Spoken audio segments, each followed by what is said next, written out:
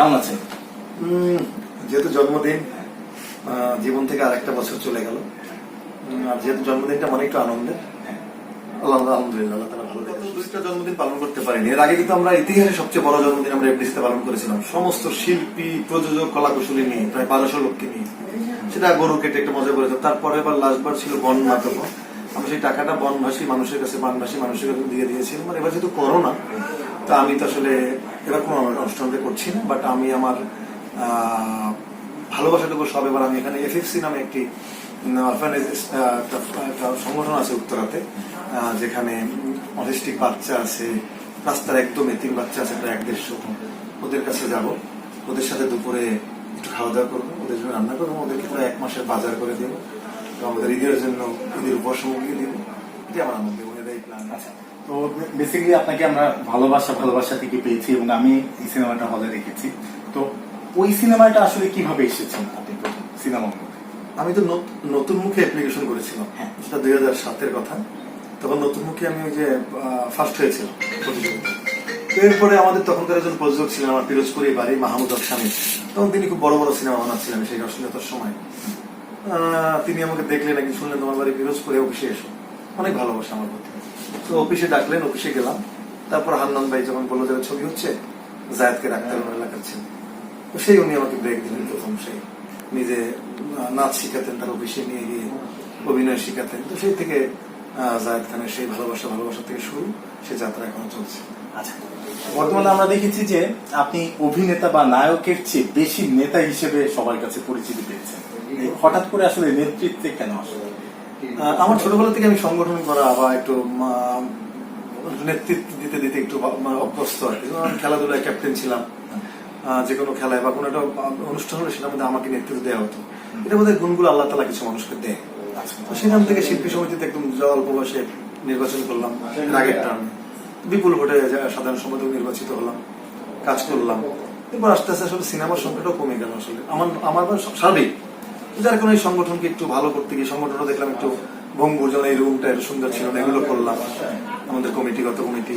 তারপরে শিল্পীদের বিভিন্ন শিল্পীদের জন্য কাজ করা শুরু করলাম, অনেক কাজ করেছিল, বললো এখন শেষ হয়ে যাবে, শেষ করা যাবে না। সেই যৌথ ছবির আন্দোলন, বিদেশি শিল্পী আনা বন্ধ, মেডিকেল টিম, বিভিন্ন হাসপাতালের সাথে চুক্তির অনেক কিছু, বা অসচ্ছল শিল্পীদের পাশে দাঁড়ানো, মাননীয় প্রধানমন্ত্রীর কাছে সহায়তা চায়, সেগুলো সফল হওয়া, বিভিন্ন রাষ্ট্রীয় কাজে সহযোগিতা করা, এইগুলো অনেক কাজ করেছি। এবং আমাদের প্রধান যেটা লক্ষ্য শিল্পীদের স্বার্থ রক্ষা করা, সেগুলোর জন্য অনেক কাজ করেছি।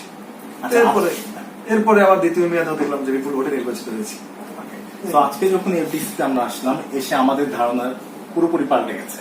কারণ আমরা দেখেছি যে প্রত্যেকটা শিল্পী আপনার খুব প্রশংসা করছে, আপনি সবার পাশে আছেন। এমনও শিল্পী আছে যে বলেছে গত বছরগুলোতে যারা সভাপতি অথবা সাধারণ সম্পাদক ছিল তারা কেউ ঈদে উপহার দেয়নি, টেক কেয়ার করেনি, আপনি করছেন, তবুও আপনি কেন বিতর্কিত? না, আমিও প্রশ্ন যে এত ভালো কাজ করার পরে কেন আমি বিতর্কিত? ধরেন আমি শিল্পীদের জন্য জীবন দিয়ে দিচ্ছি, আমি নিজে ব্যাচেলার, ফ্যামিলিও আমি এত খোঁজ খবর নিতে পারি না, আমার বাবা মা যেটা আমি শিল্পীদেরকে নেই। আমি নিজে ঈদে কি করবো বা কি খাবো আমি জানি না, আমি শিল্পীদের জন্য ভাবি, অসচ্ছল যারা।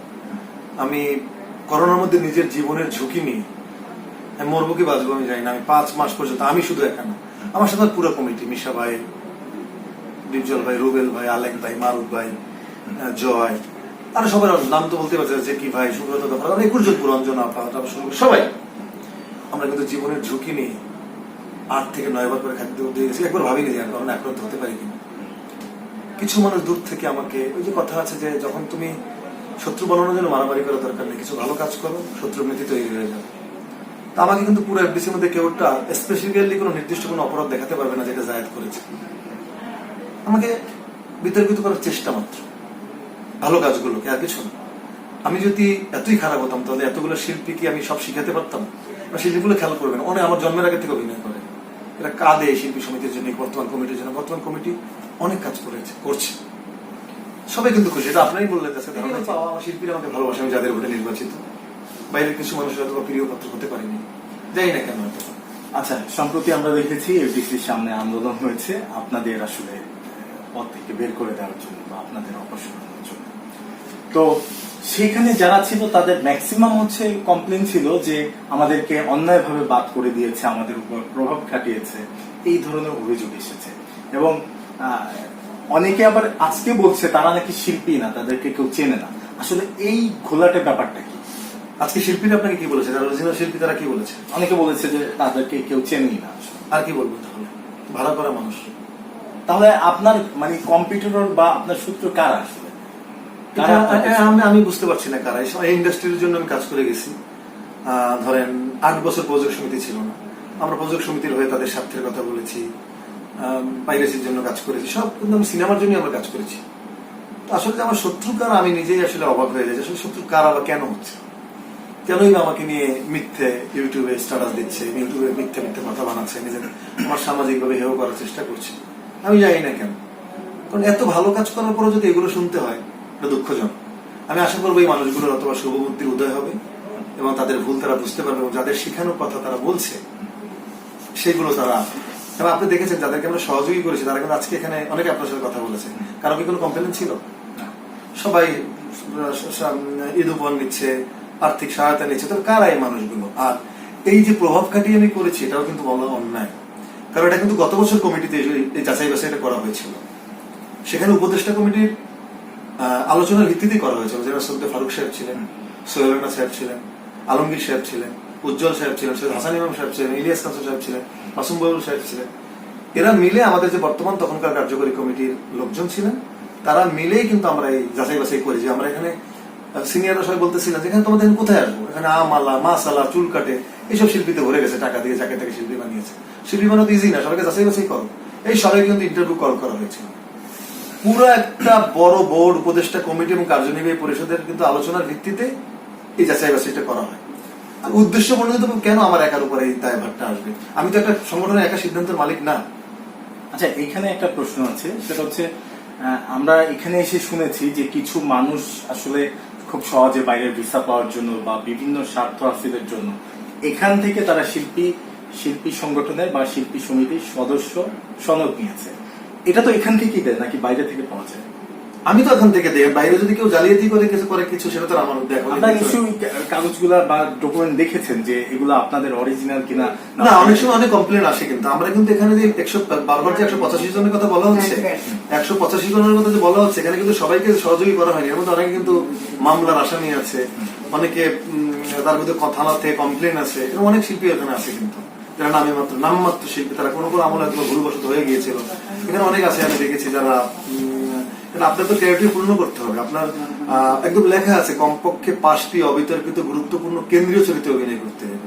শুধু ছবি করলাম অনেকগুলো, তাতেই কিন্তু হবে না। গুরুত্বপূর্ণ চরিত্র, কেউ 100 ছবিতে বল্লম নিয়ে দাঁড়ায় আছে, সে কিন্তু শিল্পী সমিতি ক্যাটাগরিতে পড়বে না। আর আমাদের কিন্তু 3টা ক্যাটাগরি, আজীবন সদস্য, পূর্ণ সদস্য, সহযোগী সদস্য। আমরা কিন্তু কাউকে বাদ দেই নেই, বারবার বাদের কথা বলা হচ্ছে। আমরা সহযোগী সদস্য করেছি মানোন্নয়ন করার জন্য। তুমি আবার ভালো ভালো ছবি করো, মানোন্নয়ন করো, তখন তোমাকে আবার ভোটাধিকার ফিরিয়ে দেওয়া হবে। আর সব কিন্তু সে পিকনিকে যাচ্ছে, ইফতারিতে যাচ্ছে, আজকে গিফট নিচ্ছে সব। তো এই মানুষগুলো কিন্তু আমি যতগুলো শুনেছি, এই যে এফডিসির সামনে যারা দাঁড়িয়েছিল তাদের কিন্তু আমার শিল্পীর আমাদেরই ওদিন কিন্তু একটা সাংবাদিক সম্মেলন, সব শিল্পী বলতেছে কারা, আমরা তো কাউকে চিনি না, মাস্ক লাগিয়ে সব বাইরের মানুষগুলো দাঁড়িয়ে আছে, শুধুমাত্র আমার রেপুটেশনটা নষ্ট করার জন্য এক শ্রেণীর মানুষ, আর কিছু না। এখন অন্য প্রসঙ্গে যাব। উইকিপিডিয়াতে দেখেছি আপনার বিয়ের বয়স পার হয়ে গেছে। কোন দুর্বলতার জন্য আসলে এখনো বিয়ে করছেন? আসলে এটা আসলে আমার নিজের উপরে। আসলে আমি আসলে বিয়ে করার জন্য যে একটা মেন্টাল ম্যাচিউরিটি বা সংসার করতে হবে একটা মানে একটা মাথায় ধারণা, সেটা এখনো আসলে হয়নি, আমি আসেনি আমার মনে হয়। কারণ ফ্যামিলির আমি বুঝতেছি তুমি একটা অন্যরকম এক্সপ্রেশন দিচ্ছ। কিছু এক্সপ্রেশন তুমি কি বিয়ে করছো? এই যে আমার বউ পেছনে। ও এই জন্যই বোধহয় 2 জন মিলে, বুঝছি। আমার এই সৌভাগ্য হয়নি, কারণ আমরা 3 ভাই 1 বোন, আমার সবার ছোট আমি। ভাইয়েরা বোন সবাইরা বিয়ে করে ফেলেছে, শুধু আমি বাকি আছি। আমি চিন্তা করলাম একটাই আছে লটারি, লেগে গেলেই তো শেষ, থাকুক না। তো রাস্তা থেকে দেখছি যে শো অফ করে মানুষকে হেল্প করে হিরো হয়ে যাচ্ছে, অনেক আলোচিত, মানে ভালোভাবে আলোচিত হয়ে যাচ্ছে। আপনি ক্যামেরার পেছনে গোপনে এত হেল্প করছেন, তবু কেন সমালোচিত হচ্ছেন? এটা আমি এসে বলতে পারবো না। আমি কারণ যে গাছের ফল বেশি ওটা বোধহয় ঢিলও পরে বেশি, আমার যেটা মনে হয়। আমার কথা হলো গোপনেও তো করুক বা প্রকাশেই করুক না, আপনার দেখিয়েও যদি কিছু লোক 2টা লোক সাহায্য পায় তাও তো পেল, বলো না। আর যে কাজ করে না সে সমালোচনা করে, এটাই বাংলাদেশের চরিত্র। তো আমার কাছে মনে হয়েছে যে আমি ছোটবেলা থেকে এরকম, আমি যদি স্কুলে টিফিন নিয়ে ফিরতাম, যদি দিতাম কেউ না খেয়ে আছে, আমার টিফিনটা টাকে দিয়ে দিতাম ছোটবেলা থেকে। এমন আমি গরিব দুঃখী, আপনি আজকে দেখেছেন আমি কিন্তু এফডিসির এই মানুষগুলোকে কাউকে ফিরাইনি, 2টা ঘরও দিয়েছি। আমি বলতে আমাদের সমিতি থেকেই করেছি, মিশা ভাই ছিল পুরো ফুল কমিটি। আমার শিল্পী সমিতি অনেক কাজ করছে, অনেক। আমি গর্ববোধ করি আমি এমন একজন 21 জন সদস্য নিয়ে আমরা এমন একজন কমিটি নির্বাচন করেছি বা জিতেছি। প্রতিটা মানুষের মায়া মমতা এই গরিবদের প্রতি। একটা কেউ আপনি হেঁটে দেখবেন একটা মানুষ কমপ্লেন দিতে পারবে না যারা একদম খুব অসহায় অবস্থা, যে বলবে সবাই বলবে শিল্পী সমিতির হেল্পের জন্য আসলে এখনো ভালো আছি। তো এরপর হয়তো কিছু মানুষ সমালোচনা করে, কাজ দেখে একটু জেলাস হয়। আমি সবাইকে বলেছি যে আমার একটু ধরে ধরে দেখান যে আমার অপরাধটা কোথায়, বা আমার ভুল হতে পারে, আমি তো ফেরেশতা না। আমার ভুল হলে সেটা আপনারা যারা বড়রা আছেন, সিনিয়র আছেন, বসে সেটাকে আমাকে ভুলগুলো শুধরিয়ে দেন বা বলেন আমাকে। না বলে যদি আমাকে আরো মানুষের সামনে হেনস্থা বা আমার ইমেজ নষ্ট করার চেষ্টা করেন, না তো আল্লাহ তাআলা অখুশি হয়। কারণ এটা সম্মান আল্লাহ তাআলা দেয়, এবং আল্লাহ যদি কাউকে সম্মান দেয় সে মানুষের সম্মান নিতে পারে না। আমি মানুষকে বোঝাতে পারি না যে আমার যদি কেউ খারাপ বলে, আমার শিল্পীরা বলবে, এই 500 জনের মধ্যে অথবা 300 শিল্পী খারাপ বললে বুঝবো আমি খারাপ। বাইরের মানুষ ভাড়া করে এনে আমাকে খারাপ বলে এই চলচ্চিত্র শিল্পের সম্মান নষ্ট করা হচ্ছে। শুধু আমি নষ্ট হচ্ছি না, পুরো চলচ্চিত্র শিল্পের প্রতি মানুষের খারাপ ধারণা সৃষ্টি হচ্ছে এবং একটা সার্কাসে পরিণত হচ্ছে সিনেমা। আমাকে একটা ভালো কথা বলেছে আজকে আমাদের এফডিসির এমডি, যে শিল্পীরা কাচের মধ্যে থাকে, বাইরের থেকে সব দেখতে পায়। তো আমাদের এমন কিছু করা উচিত না শিল্পের, সিনেমার মানুষের, যাতে মানুষ হাসাহাসি করে। আমাদের সবকিছু সেটা পারিবারিক ভাবে সেটাকে ভিতরে শেষ করা উচিত। একটু পেছনে যাবো, বিয়ের ব্যাপার আরেকবার যাবো, যে আমরা বাংলাদেশ না পুরো বিশ্বে অনেক জায়গায় দেখি নায়ক নায়িকা বিয়ে করে না, অনেক বয়স হয়ে যায়, কিন্তু হুট করে দেখি বাবু সহ আসলে হাজির হয়ে যায়। এরকম কোন ঘটনা আমরা ফিউচারে পাবো কিনা? আপাতত সম্ভাবনা নাই, এমন কিছু ঘটানোও নাই। আপনারা একটা নোট করে রাখতে পারেন, এমন কিছু নাই, এমন কিছু ঘটেও নি এখন পর্যন্ত। আবার আমার ইচ্ছা আছে লুকিয়ে না, আমার বিয়েটা সবাই মজা করে, সবাই দেখে, এরকম ক্যামেরা থাকবে, সব শিল্পীরা উপস্থিত থাকবে, সব চলচ্চিত্রের সাথে সংশ্লিষ্ট লোকজন উপস্থিত থাকবে, সবার সাথে একত্রিত হয়ে আমি এই আমার বিয়েটা উদযাপন করতে চাই। বাট সেটা কবে করবো প্ল্যান নাই, প্ল্যান হলে অবশ্যই জানাবো। পাত্রীও রেডি নেই, সেটাও বলে দিই। সবকিছু রেডি হলে আপনাদেরকে জানিয়ে ঘটা করে করবো। এমনিতে প্রেম তো করেছেন জীবনে? তা করেছি, অনেক। এত বেশি করিনি। আমি যখন প্রেমে থাকি একটা প্রেমেই থাকি, আমি আশেপাশে আবার মানে একসাথে অনেকগুলো করেন? করেন, বাট অনেকগুলো এমনি করেছেন? তা করেছি। ঠিকই না কেন আসলে, মানে বিয়ে করতে হলে কেন? হয়তো বা এই সমিতির কাজ করতে যাই, শিল্পী সমিতিকে অনেক বেশি ভালোবাসি, এই কাজগুলোর সাথে তাদের সাথে সংঘর্ষ বাঁধে। আমি অন্য নায়িকাদের সাথে বেশি কথা বলে তারা একটু জেলাস হয়, খুব আমাকে একা করে পেতে চায়। আমি সিনেমা নিয়ে এত ব্যস্ত থাকি, শিল্পী সমিতি এত ব্যস্ত থাকি, এই কারণে আমি আমার সংগঠনকে এত বেশি ভালোবাসি, যার কারণে এদিকে গুরুত্ব দিয়ে গিয়ে ওইটা আস্তে আস্তে গ্যাপ হয়ে যায়। এই জন্য কেউ আমাদের ভাবি হচ্ছে না, এই জন্য ভাবি আপাতত হচ্ছে না। কিছু সময়ের জন্য মানে আপনাকে ভাবতে বলবো যে আপনি জায়েদ খান না, আপনি একজন সিনেমার দর্শক। আপনি দর্শক পয়েন্ট অফ ভিউ থেকে আপনি কতটা সফল একজন নায়ক? আমি কতটা সফল বা ব্যর্থ সেটা বলবো না, বা সেটা আসলে দর্শকের উপর ছেড়ে দিলাম। আপনি দর্শক, দর্শক হলে আমাকে, আমি 10-এ আমাকে 5 দিব। আমাকে 10-এ যদি নায়ক হিসেবে আমাকে বলতে কেন দিবেন? সিনেমাটার জন্য না, কোন সিনেমার জন্য না। আপনি যে বললেন আপনাকে সফল, আমি সফল বলেছি যে সবকিছু মিলিয়ে। তো আপনি নায়ক হিসেবে, নায়ক হিসেবে বলেছি। নায়ক হিসেবে আমি এখনো শিখছি, নায়ক হিসেবে শিখছি। 10-এ 0 বা 1 কিছু একটা 0 হলে তো আর এতগুলো ছবি করতে পারবো। আচ্ছা, তাহলে কত? 1 আমি মার্কস দিব না, বা আপনি দর্শক হিসেবে রেটিং দিলে আমি নায়ক হিসেবে ধরেন 10-এ না, আমি 4-5 দিব, 4-5 দিব, 4-5। এটা কোন সিনেমাটার জন্য আসলে? অন্তর্জাল।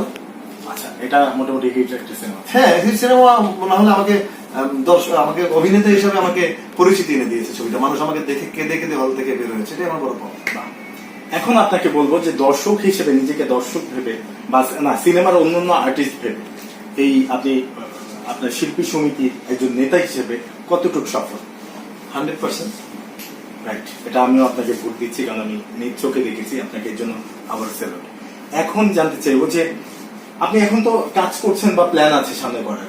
আছে তো, অ্যাক্টিং করার তো প্ল্যান আছে, বা ফুল টাইম তো আসলে নেতা না। আসলে সিনেমার অবস্থা কিন্তু ভালো না, হলগুলো বন্ধ। অনেক সিনেমা হচ্ছে, আমি করছি না তাও কিন্তু না। সিনেমার অবস্থাটা এরকম, পরিবেশটা একটু শান্ত হতে হবে, করোনা, হলগুলো খুলতে হবে। এখন খোলার পর কয়টা হল খোলে সেটাও ব্যাপার আছে। যদি বিজনেসই না করে, আপনি তো রিস্ক নিয়ে সিনেমাতে টাকা ইনভেস্ট করবেন না, সেই দিক থেকে একটু ওয়েট করতে হবে। ভালো কয়েকটা কাজের প্ল্যান আছে, অবশ্যই করবেন সবাই। আপনি কি সিনেমার কোনো নায়ককে কম্পিটিটর ভাবেন? সবাই সবার মতো, আমি কাউকে কম্পিটিটর। কাকে ভালো লাগে নতুন যারা কাজ করছে? নতুন সবাই ভালো কাজ করছে। আমি এখন শিল্পী সমিতির সেক্রেটারি, কারণ নাম বললে সেটা না কষ্ট পাবে, আর সব কথা সবসময় বলতেও হয় না ক্যামেরার সামনে। বাট আমি সোহেল রানা সাহেবের ভক্ত ছিলাম, ফারুক সাহেবের ভক্ত ছিলাম, মানে রুবেল ভাইয়ের অসম্ভব ছবি দেখেছি স্পেশালি কারণ আমার মান্না ভাই ছিল, রিয়াজ ভাই, ফেরদৌস ভাই, এরপর শাকিব খান, সবাই তো ভালো ভালো অভিনেতা। পরের প্রজন্ম তো অনেক নতুনরা আসছে, সবাই ভালো কাজ করছে, সবাই ভালো নায়ক। জাফর ইকবাল ছিলেন, সালমান শাহ, শেষ করে বলতে পারবো ইলিয়াস কাঞ্চন। তো আমি মনে করি আমাদের খুব বর্ণাঢ্য মানে বর্ণাঢ্য চলচ্চিত্রের ইতিহাস আমাদের সব নায়করা নায়িকারাই মনে করি সফল, ভালো ভালো জনপ্রিয়তা। এখন হয়তো বা ফেসবুক বা ইউটিউবের কারণে সিনেমার সংখ্যা কমে গিয়েছে, হলে যায় না মানুষ, এই জন্য হয়তো পরিচিতি মানুষের কম। বাট এখনো অনেক মানে কি বলবো, মানে অনেক ক্যালিফার আলা, অনেক যোগ্যতা সম্পন্ন অনেক নায়ক নায়িকা কিন্তু এখন আছে। তাদেরকে ভালোভাবে যদি পৃষ্ঠপোষণে কাজে লাগানো যায়, অনেক ভালো কাজ করবে। আচ্ছা, এখন সিনেমা খুব কম হচ্ছে, এটার এক্সাক্ট কারণটা কোথায়, কি মনে হয়? টাকা, মানি ব্যাক গ্যারান্টি নাই। আর হচ্ছে সিনেমা হলে গেলে রেন্টাল পাওয়া যায় না, রেন্টাল মানে যে ভাড়াটা টাকা, এটা থাকে না। হল কম, একটা ছবি রোলিং করে সব হলে ঘুরে ঘুরে আসতে সিনেমার টাকা থাকে না। একটা মানুষ হচ্ছে পুত্র শোক ভোলা যায়, টাকার শোক ভোলা যায়। একটা মানুষ, আর এখন মানুষের চোখ ওয়াই, চাপ দিয়ে দেখতেছে বাহুবলী, মানুষ চাপ দিয়ে দেখতেছে দেবদাস, শাহরুখ খানের দেখতেছে বড় বড় ছবি। এর সাথে বাংলাদেশে ওরা তো বুঝে না, দর্শক ওরা বলে এরকম ছবি হয় না কেন। বাংলাদেশে একটা ছবির টাকা দিয়ে ওরা একটা গান করে। তো এই ধরনের বাজেট যদি বাড়াতে যায়, তখন সেই টাকাটা আবার সেই বাজার থেকে উঠে আসে না। কিন্তু অন্যান্য দেশ দেখছি যে অনলাইনে তারা মুভি রিলিজ করছে, আমরা কেন করছি? সেটা এখন মানুষ তো ওরা আগে ওদের প্রযুক্তি অনেক আগে আমাদের থেকে আগানো, যার কারণে ওদের ডেলিভারি এরকম ট্যালেন্ট লোক বেশি আমাদের চেয়ে, সেই জন্য তো এটা ওরা আগে ভেবে দেখেছে। তাহলে আমাদেরকে এরকম এই জিনিসগুলোতে যেতে হবে, যেহেতু হলের উপর ডিপেন্ড করে থাকলে তার সিনেমা রিলিজ করা যাবে না। এখন অনলাইন, তারপর যে আপনি যেটা বললেন যে নেটফ্লিক্স এর মাধ্যমে এইটাই যেতে হবে। কারণ এখন মানুষের হলে গিয়ে 3 ঘন্টা সময় নষ্ট করবে না, 3 ঘন্টা। এখন সবাই গাড়িতে বসে থাকবে, সামনে মোবাইলটা থাকবে, শুয়ে থাকবে, মোবাইলে দেখবে, বড় স্ক্রিনে মানে বড় স্ক্রিনে কিছু মানুষ দেখতে চায় মজা, সেটা সিনেপ্লেক্স টাইপের সিনেমা হল চায়। সিঙ্গেল স্ক্রিনও থাকবে, কিন্তু সেটা খুব ভালো পরিবেশে থাকতে হবে, পপকর্ন খাবে, ঘ্রাণ, কার্পেট থাকবে, 3 ছিদ্র, পানি পড়তেছে, পা উঠে বসতে হবে, সিট থেকে নারকেলের ছোবলাটা বের হয়ে গেছে। এই সিনেমা হলে এখন মানুষ যাবে না। আচ্ছা, এই যে যদি আমাদের সিনেমা আসলে অনলাইনে যায়, নেটফ্লিক্স এর মতো সাইট গুলাতে যায়, সেখানে আসলে ডলার দিয়ে সাবস্ক্রিপশন কিনতে হয়, আপনার কি মনে হয় যে আমাদের সিনেমা দেখবে? কেন দেখবে না? এদেশে আঙ্গন নদীর, আমরা সেই মানের সিনেমা হ্যাঁ, এখন বানাচ্ছি। আমাদের এদেশে আঙ্গন নদীর গ্রেডেড হয়েছে, ওরা 11 জন হয়েছে, একসময় হয়েছে, মানে প্রতিযোগিতা থেকেই তো ভালো কিছু বের হয়ে আসবে। মানে এখন হচ্ছে, হ্যাঁ, এখনো ভালো ভালো সিনেমা হচ্ছে কিন্তু। আচ্ছা, তাহলে আমরা আশা রাখছি আমরা খুব শীঘ্রই আমরা এরকম প্ল্যাটফর্মে 100% মনে রাখবেন, বাঙালি জাতি বীরের জাতি এবং লড়াই করে জেতার জাতি, এরা সবকিছু বোঝে। এবং দেখবেন ইনশাল্লাহ এরাও, মানে এদেরকে যদি অনলাইনে রিলিজ করতে দেওয়া হয়, আমাদের ভালো ভালো মেকার আছে, আমি বলবো যে আমাদের অনেক ভালো মেকার আছে। শুধু যেটাকে বলবো আমি যে টেকনিক্যাল সাইডে একটু যদি তারা একটু সাপোর্ট নেয় এবং একটু অভিজ্ঞতা নেয়, অনেক ভালো ভালো ছবি ইনশাল্লাহ বাংলাদেশ থেকে রিলিজ হবে ইনশাল্লাহ। আচ্ছা, সম্প্রতি আপনাকে নিয়ে এমন একটা বিষয় বিতর্কিত হয়েছে, যে বিষয়টা আমরা বলবো না, কিন্তু সেই বিষয়ে আপনি প্রচুর নেগেটিভ হয়ে গেছেন অনলাইনে। এই নেগেটিভ গুলা কিভাবে আপনি রিসিভ করেছেন? না, যারা ভালোবাসে বা বিশ্বাস করে সে জানে আমি আমার জীবনে কোনোদিন সিগারেট খাইনি, আমি আমার জীবনে কোনোদিন ড্রিঙ্ক করিনি, হোল লাইফ আমি কখনো আমার জীবনে টাচ খেলিনি, আমি জানিও না কেমন। তো আমি আমার জীবনটাকে আমি নিজের ভালো এত বলতে হয় না। আমি আমাকে নিয়ে অনেক অনেক কথা বলেছে, হয়তো বা লোক সাজিয়ে হয়ে গেছে কি, ইউটিউবে যে চা ইচ্ছে দাঁড়িয়ে বলে দিতে পারে, হয়তো বা ওকে দাঁড় করিয়ে বা ওনাকে দাঁড় করিয়ে কেউ একটু টাকা দিয়ে যায় সম্পর্কে একটু বকাবকি করা যায়, এত নাম করে দিয়েছে। মানুষের আস্তে আস্তে হয়ে যাবে, কারণ দিন শেষে আল্লাহ তাআলা বলেছে সত্যটাই সামনে আসে। আমি যেটা করি নাই সেটার জন্য আমাকে কখনো আপনি এত বেশি আমাকে মানে অপরাধী বানাতে পারবেন না।